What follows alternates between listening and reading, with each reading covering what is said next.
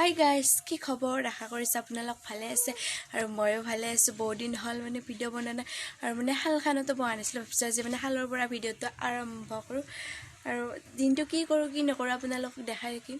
ভিডিঅ'টো চাব সম্পূৰ্ণ কৰি।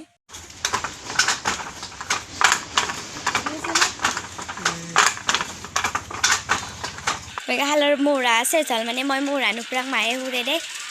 মায়ে মৌৰা ফুৰে আছে দে চাই দিয়ে কোৱা চিঙিলা। তাৰপিছত মই ছাগলক লাগি খেৰ কাটিম আৰু এইকেইটা ইয়াতে বান্ধি থৈ দিছোঁ।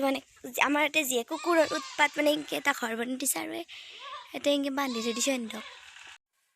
তাৰপিছতে সাজ চাৰ কাটি এনেকৈ জিকে থৈ দিছোঁ অলপ টাইম। জিকে থৈ দিলে বেয়া পানীখিনি ওলাই যায়। তাৰপিছতে মায়ে আৰু মই ছাগল নিবিচাৰোঁ আৰু সেইদিনাখনে কল চিৰি দিছিলোঁ। তাতে এনেকৈ ৰ'দত মেলি দিছিলে খাৰৰ কাৰণে। সেই ছাগলী বান্ধি দেউতাই চিঙৰা আনিছিল। দুপৰীয়া চাহ কাপ খালোঁ। আজি গাখীৰ লাল চাহে। মই কিন্তু লাল চাহ বহুত বেছি বেয়া পাওঁ। ৰাতিপুৱাকৈ আৰু খেৰখিনি অলপ গৰম কৰি ল'লোঁ। কৰি কিনে অলপ নিমখ দিছোঁ।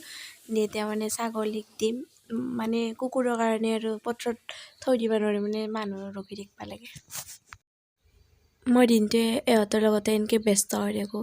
ছাগলী 15টামান আছিলে, কিন্তু গাড়ী এক্সিডেণ্ট হয় আৰু কিবা বেমাৰ হয় অৱশ্যে এখন সৰু ফাৰ্মেই আছিল, কিন্তু কি ক'ব উপায় নাই, লাভৱান হ'ব পৰা নাই ফাৰ্মৰ পৰা।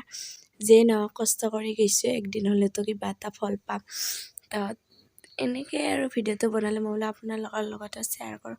আৰু যদি ভিডিঅ'টো চাই ভাল লাগিছে তেতিয়াহ'লে প্লিজ চেনেলটো ছাবস্ক্ৰাইব কৰি দিব আৰু ভিডিঅ'টো চাই এটা লাইক কৰি দিব।